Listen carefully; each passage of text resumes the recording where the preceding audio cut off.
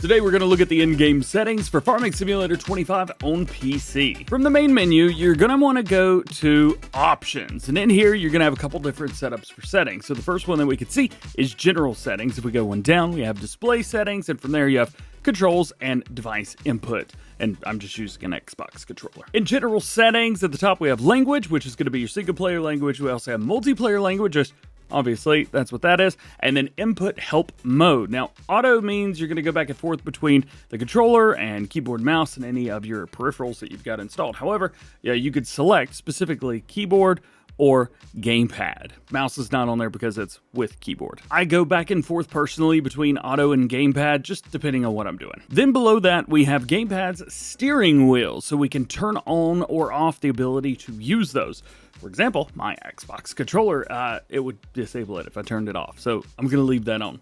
If you're using keyboard and mouse, you can leave it off, it's fine. Head and eye tracking, this is going to be using the Tobii Eye Tracker 5, I believe is the latest one that they've got out. So if you're using that, you can go with that. Force feedback, you've got that. However, as far as all I could tell and anybody else, this is exactly the same as Farming Simulator 22. So whatever you use there, just use the same thing here, and then invert the Y looks every time you look up and down.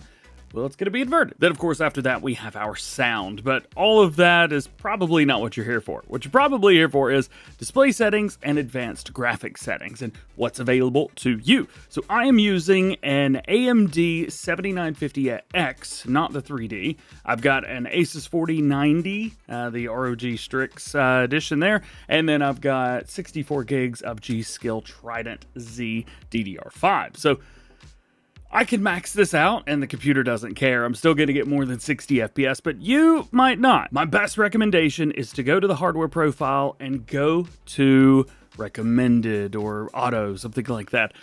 Mine is in ultra custom because I've modified a few things. However, whatever it recommends is probably okay for you.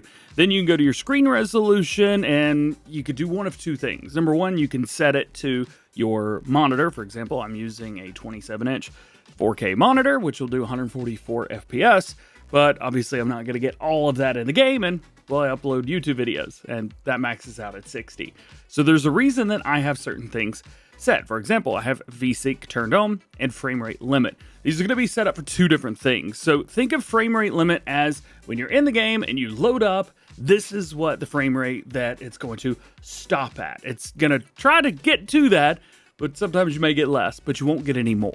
VSync is completely different. This is based off of your monitor. So from the VSync, I have it turned on because, well, I have a 144 FPS monitor, but if it goes to 180 or whatever, I can't actually see that. So there's no point to do that. So I do it this way. But how would I get to 144 FPS if I've got my frame rate limit locked to 60? Well, that's where console commands come in, where you could easily just hit F3 and it'll go away, but that's for a different video, I guess. Under that, you've got windowed mode, full screen. You've also got exclusive full screen and windowed. You probably want to do windowed if you're using like a multi-monitor display. I'm using a 2 PC setup, so I only have one monitor for this. Full screen works fine for me. Resolution scaling, this is just gonna scale the resolution, so I've got mine set to 4K. However, I could easily go up to 200%.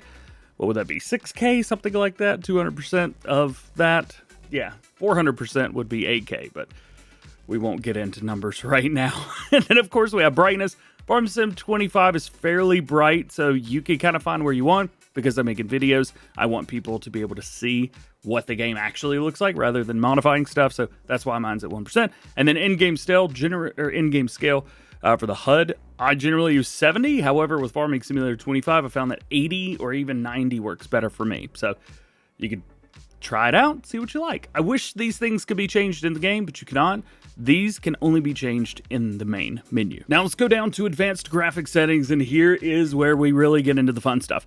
Everything you see on mine until we get to the very end are all maxed out. So this is as high as you could possibly go. Of course, hardware profile, ultra custom. You can set this to recommended if you want. I highly encourage that. Object draw distance up to 200%, foliage draw distance up to 200 LOD, and in terrain LOD. As far as render quality, we have resolution scaling 3D. You can also bump this up as well if you want to. Shader quality, shading rate, screen space shading rates, screen space reflection, shadows, SSAO quality, atmosphere quality. Got mine set up to high. Hey, some people have called this fog simulator, so that's okay. It's fine. Volumetric fog quality. I love that that's like the only thing or one of the only thing that's like there's an ultra. I feel like that's them messing with us. Cloud shadows, which I might end up turning off. The game gets darker, like visibly darker whenever a cloud's going over, and I don't like that. So I may figure that out. I'm not quite sure what I want to do with that yet. Texture resolution and then texture filtering. Now, I'm not going to tell you which one of these to set because my channel is not the one to tell you what to do with there. 82 Studio told me what to set, so I did exactly what he told me, but I'm just here to show you what's available. Light quality, of course we have those too. Light quality, lens flare, shadow, shadow distance, soft shadows, edge shadow map. You can set those however you like. We also have settings for foliage shadows, realistic beacon lights, field of view, player first person field of view. We also have player third person field of view. We also have max shadow lights, max mirrors, max tires, and max tessellation volume. So I've got all mine set to these. Again, I'm playing just completely maxed out. These are high as these numbers go. And then post-processing anti-aliasing. I found that DLSS works about like it did in 22. You get a lot of shadows behind whatever's moving, and I think that looks terrible. So I have mine turned off. I went with DLAA. I found that works good for me. With all my settings and my PC specs, I'm getting between 80 to 100 FPS at any given time, even though I'm locked at 60. So I'm fine, but you may find that you need to adjust some of these. But again, some of these, I don't even know what they do, but they're here. If you do, go for it. Once you've got everything set, hit apply, and then you can go into your controls if you need to. So I have my mouse basically turned off with a lot of stuff, and then the keyboard, I've got some stuff turned off as well. Again, because I use a gamepad. There's also been a couple reports that if you have a bunch of stuff plugged in at the same time whenever you turn the game on, it kind of meshes everything up. So it's been recommended that you guys will unplug everything before the game starts. Once the game's started, plug everything in one at a time, and it'll set it all back up for you. I hope. That's good. We're going to have to do some testing. Lastly, device input for the gamepad. We could set some dead zones, which is kind of cool for Farming Simulator, but otherwise, that's about it. Let's go into the game and show you what you can do there. So in the game, all of your stuff's going to be down at the very bottom. You go to settings. We've got game settings. So these are about the same as they were in Farming Simulator 22. Of course, you've got pulse game, game name, which is a little bit easier to manage. I've found you just kind of put it in, hit enter. I know that's the way it was done before, but I would always put it in and then try to hit save game, and there is no save game on this screen. You have to back out and go to here, and then there's an icon on the screen as well as at the bottom. Different things, that's all. You also have got your autosave interval here, up to 15 minutes. Time scale, this could go from 0.5 up to 360, which is nice. Economic difficulty, easy, medium, and hard. Traffic on and off. Seasons, you have seasons growth, yes or no. You also have paused, but if you do pause, nothing's going to happen. So unless there's something that you're really trying to do, which you're not going to miss probably, just don't put it on paused. I don't even know why that's an option. Maybe you know, let me know. Days per month, we can go from 1 up to 28 days. Keep in mind, no growth happens in that time, so like nothing's going to happen. Fixed visual months, we've got off, and you can do any month that you want, which is cool. Snow's on and off, crop destruction's on and off, periodic plowing, field stones, lime, weeds, and disaster. So all that stuff is on and off, or we have disabled, enabled, or visuals only for disaster destruction, which is kind of cool. I think it's pretty neat. Now, vehicle control for dirt, we've got off, slow, normal, and fast, same as Farm Sim 22. Automatic engine start, stop and go braking, trailer fill limit, and fuel usage. Everything here is exactly the same as we've seen it before, so no surprises. And then lastly, the AI workers for refilling fuel, seeds, fertilizer, slurry, and manure. You can see that the first three are just off or buy, and the last one, slurry and manure, is buy or off. However, once you start adding animal pens that will do manure or slurry, you can actually pull from there, not having to put them in the machines. This is a really, really cool and easy way to do this that I somehow forget every time it exists. You can also do some other settings. So if we bump over one into general settings, we have our help window, colorblind mode, interactive zone markers, info trigger, and field info. For units, this is where it gets a little different. We have money unit, measuring unit, temperature unit, area unit, and yes, we have acres now. So no more complaining about that. In the radio, oh yeah, and money. So we have dollar, pound, and euro.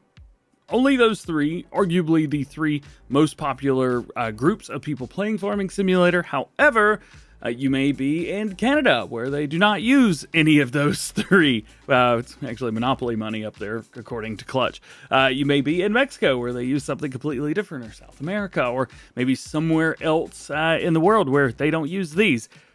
The money's the same. There's no conversion rate. There's nothing like that. So you can pick just one of them, and it's fine. The numbers are going to be the same no matter what you do, so don't worry about that.